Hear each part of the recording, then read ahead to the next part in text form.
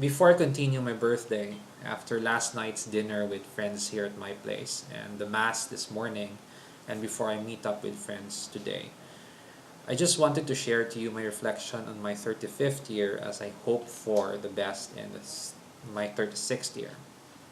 As I am thrilled of the so-called midlife crisis, I think as I look back to my 35th year, I may have had a sneak peek of what may happen. Take note, just may, a mere possibility.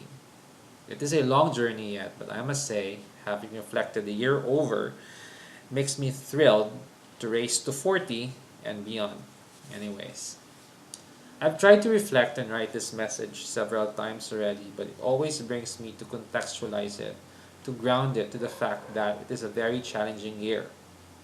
Most of you would not know this, and many of those who know me would not even believe this. They would shrug it off and tell me I'm just being emo, I'm just being dramatic, and I get that.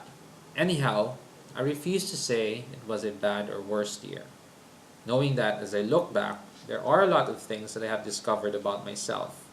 There are a lot of things that I have learned that made me stronger, made me affirm the principles and values, the idealisms, the beliefs that I have in mind, heart, and soul. Looking at the bad things, the worst things, makes the good things, the better things, the best things clearer. It makes the moment of surviving, overcoming, of changing for the good, of that moment of realization that you need to take control to make things better, a profound experience. With that existential angst, you just seem to feel that things will fall into place, that things will be better, if not the best. If not now or the near future, it will just become better. It makes difficulties, hardships, pains, trials, even suffering a necessary part of life. There are many times in my 35th year that I felt tired, passive, or disinterested, even indifferent about many things. I would usually summarize it when asked how I am as I'm bored. So it's boredom. Some of these things are the things that I am so passionate about, like friendships, building communities, doing what I love doing, being out in the world, be available to everyone, to help them, cheer them up, be involved, make a difference, better the situation, and many, many others. I mean, I am still digging into these things, but a lot of times I just stepped back and watched away or from the sidelines or not even bother. I just did not care or intentionally declared to myself I will not care. It is easy to say I did not care because I was tired or I did not know, but it's more than that. I was just bored about everything. I was just in apathy. There are also many times or instances when I felt angry, frustrated, and sad.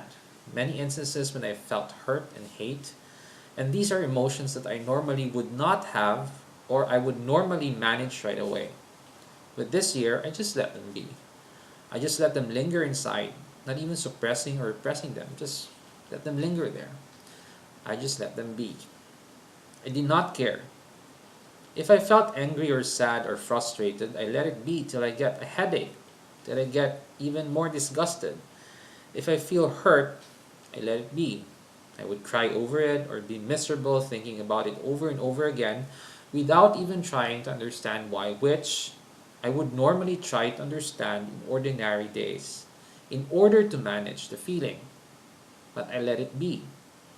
If I felt I hated something or someone, I'd let it be, hold on to the grudge till my temples throb, and I would imagine doing a lot of things to get back. And when given the chance, and just to filter that hate in a passive aggressive way, I'd vent it out. I did not care. There are also many instances when I preferred to be alone, just stayed at home for days and did nothing. I mean, I am at home with being alone just as I am when I am with a group or community. But during these times, I just felt exhausted of keeping up with anything and everything, with everybody. I would defer invitations to hang out, to go here, party there. I hated the noise, I hated the crowd, the adjustments I have to make meeting people. Instead, I would just sleep almost all day and do nothing. I would drag my day from morning to night, unproductive. There are also times when I don't even care cleaning my place for weeks and weeks, maybe months. I just felt lazy and I just did not care. I am aware, I know that this is depression, but I just let things be. I just did not care. But one thing I learned from these episodes of my 35th year is it is easy not to care, especially when I declare I will not care. Being passive or indifferent, being apathetic is easy. To care or not to care was the question I have asked myself many times the past year. I know myself and I always evade asking myself that question. I've always cared, obsessively cared, in fact. But the past year, I allowed myself to ask the question without even a self dialogue why I will not care. I just declared I will not care. But once I stopped caring and start liking not to care, I mean, why would I not? Because it makes life easier not to care. But once I stopped caring, that's when things get messed up all the more. I've realized that you also lose control of yourself and the world around you.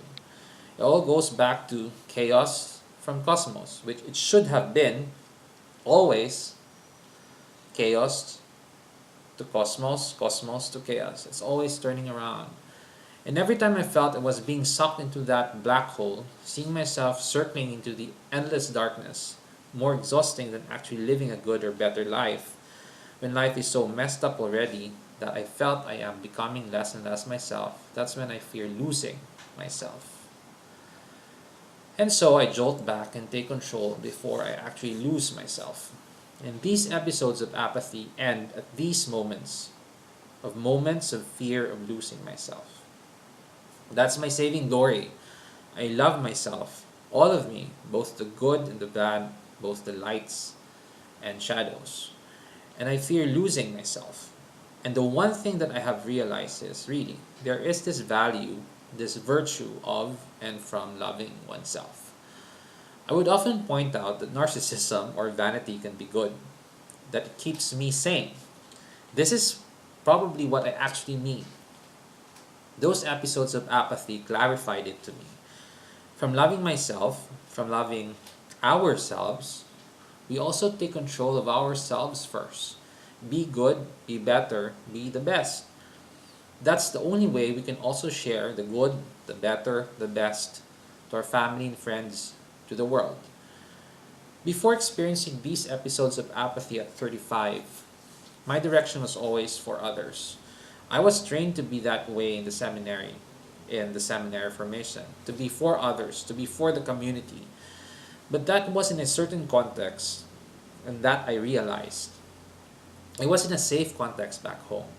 I was in a context where I was born into, and I knew my way there. I know who and what I am.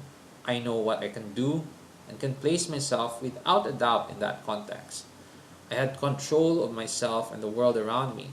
People believed in me. People know me already.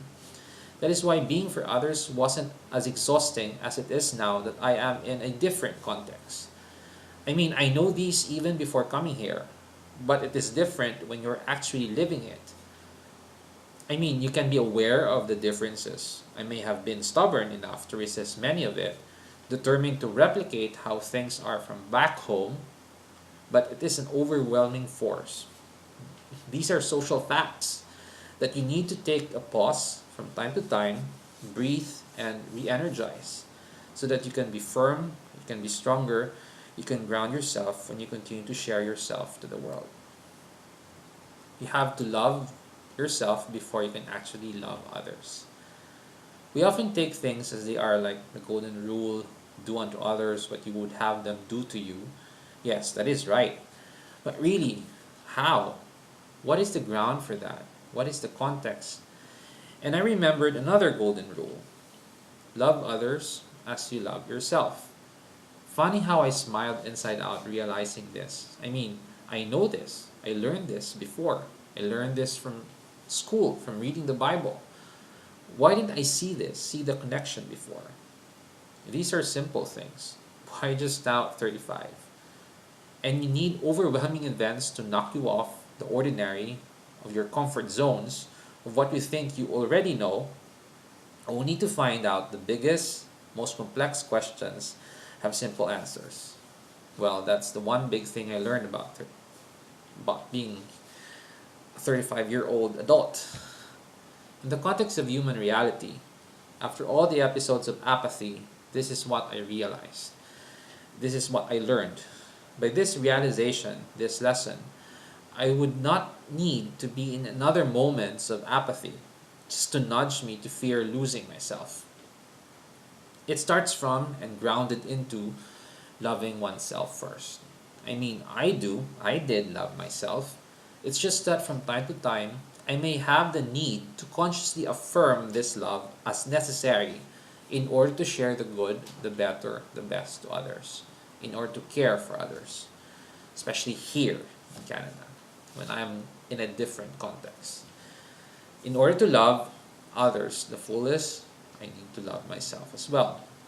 And it's a vicious cycle. I learned also one Latin phrase, and everybody from the seminary, probably those who have learned Latin, knows about this. Nemo dat quod non habet. You cannot give what you do not have. Looking towards my 36th year, I know I will have these episodes still. It's a cycle, I think. But I know that I am afraid losing myself. It's one of the many indications of loving oneself. Fear of losing myself. So, I'll be good. With all my optimism and positivity, with all my prayers and yours, my family and friends here in Canada and back home in the Philippines, all over the world, things will always fall into place and always fall in a better place. Thank you very much for all the love that you have given me in my 36 years of existence. With all the good and great memories, great moments and memories, in and all my mind, heart, and soul, you always make life and everything in it, with it, by it, worth caring, worth living, and loving. Thank you very much.